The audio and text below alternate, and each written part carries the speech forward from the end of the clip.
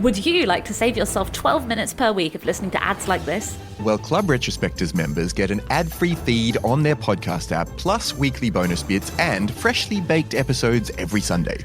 And right now you can try being a member for free. Visit patreon.com/retrospectors or click subscribe on Apple Podcasts and you get a 10-day free trial. That's patreon.com/retrospectors or click subscribe in Apple Podcasts. And hurry, because the offer ends January the 18th. It's January 16th, 1967, and another remarkable event is about to be uncovered by Arion, Rebecca, and Olly, the Retrospectors. It had a budget of just $1 million, a lead actor wearing a toupee, and the baddie in the first draft of the script was a monkey. But today in history in 1962, in Jamaica, the first of 58 days filming began on the movie that introduced the world to Bond. James Bond. Yeah, the filming commenced at Palisadoes Airport in Kingston, with additional scenes then being shot at Port Royal in St Andrew. And when, a few days later, the main unit relocated to a place called Laughing Water to shoot the famous scene where Ursula Andress as Honey Ryder emerges from the sea, they found themselves literally just down the beach from Ian Fleming's GoldenEye estate in Orica Bessa. And so Ian Fleming popped down to visit the set with his friends and neighbours, including the playwright Noel Coward and poet Stephen Spender, to give some advice to Sean Connery on the best way to play Bond. And Ian Fleming may not have actually been the best person to give Sean Connery advice, because the Bond who appears in Dr. No is very different from the Bond who appears in Fleming's novels in a way that really works to its advantage.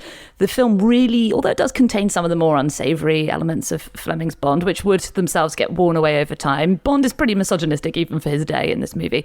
But in the books, he had a really cold, cruel streak. You know, he was very detached kind of character, which worked on the page, but Connery brought that down to earth, you know, humorous side.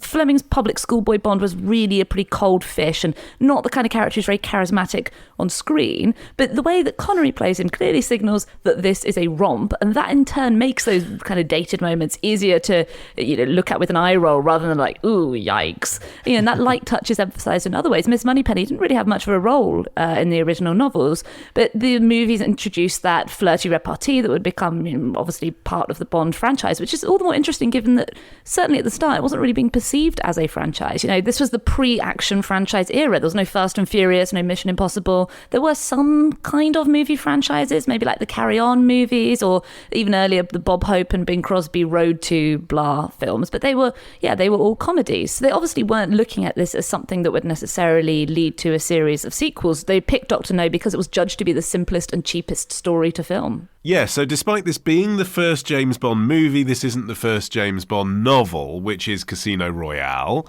which, as we explained in our episode about that chaotic first Casino Royale movie, Ian Fleming had already sold the rights to somebody else.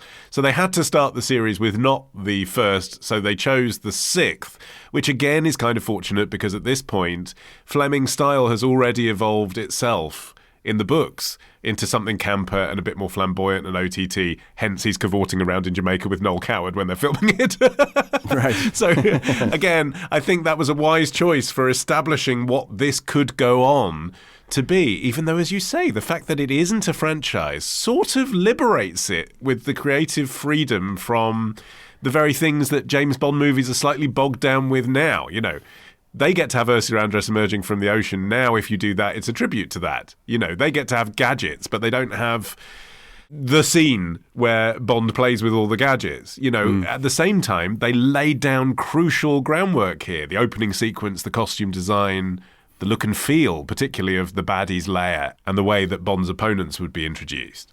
Yeah, it's so funny that complex progress of James Bond from the printed page to the big screen kind of feeds into not only this movie, but the whole series that we ended up with. Because, you know, after Ian Fleming sold off those initial rights to Casino Royale, he then started writing screenplays based on what was his then current novel, which was Moonraker.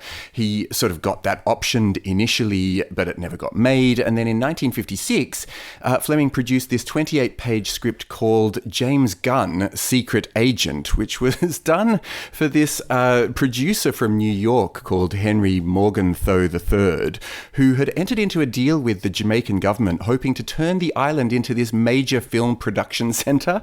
And so, given Fleming was already living out there and he'd kind of fallen in love with Jamaica, he then started to work on this script. That movie then never made it, but the plot was pretty much the basis for Dr. No. And so Ian Fleming then wrote the book Dr. No and then eventually reworked that script, and that became this film. So there's this weird complex feedback loop going on. You've got a smile in your voice about the idea of Jamaica being a major centre of film production, as if somehow Auckland or Watford make more natural sense. Well, true. I think it would have been nice if everyone went and made movies in Jamaica. And Dr. No was co-produced by Albert Cubby Broccoli, who Bond fans will recognise that name immediately, who was a US film producer, and he had become interested in adapting the Fleming novels after moving to London and starting to read them. And Harry Saltzman, who is a Canadian producer who had recently purchased the rights to the novels. So like Broccoli, Saltzman had been lured to the UK by generous government film subsidies, and he'd recently had some critical successes, but they were with very non-Bond movies. They were kitchen sink dramas, Look Back in Anger, Saturday Night and Sunday Morning. It doesn't scream, we're romping on a beach, Ursula Andress is emerging in a wet bikini. Ursula Andress emerges from the kitchen sink. Yeah. And Broccoli, on the other hand, he had been in the movie biz a long time, but he'd mostly been involved with B-list action movies. So you can see that kind of, together they had something. So they agreed to team up and found Eon Productions, which still makes the Bond movies, and it's run now by Broccoli's daughter Barbara and his stepson Michael G. Wilson.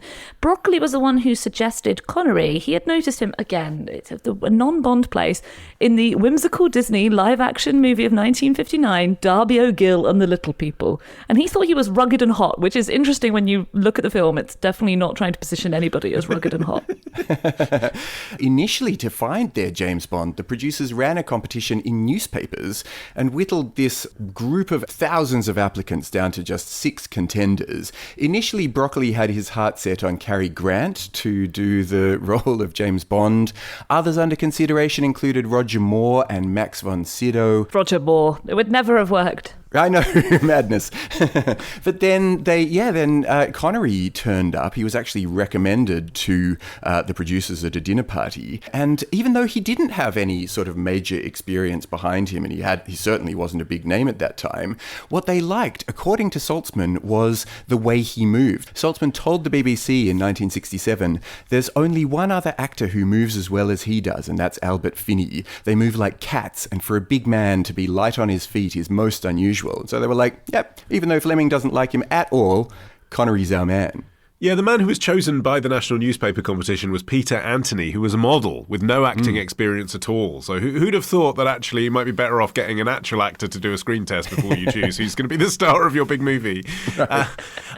It's interesting regarding Connery and his experience or lack of, because, as we've said, he had credits to his name. He'd been in a lot of TV as well, which obviously was looked down on at the time, but was nonetheless acting experience. He just wasn't... Well, he was a romantic lead in Another Time, Another Place. So he had once been a romantic lead, but he wasn't an established romantic lead. What's interesting is once the PR for the movie kicked in and they realised basically they want this film to appeal to red-blooded working-class men to come and watch it in the cinema, and this is the one movie they're going to watch that week, they started marketing him as a former lorry driver who'd been plucked from obscurity, who had very little experience. And that kind of upward social mobility of him basically being Scottish was a good news story, wasn't it? Like, we're going to take this Scottish lorry driver and turn him into a romantic lead.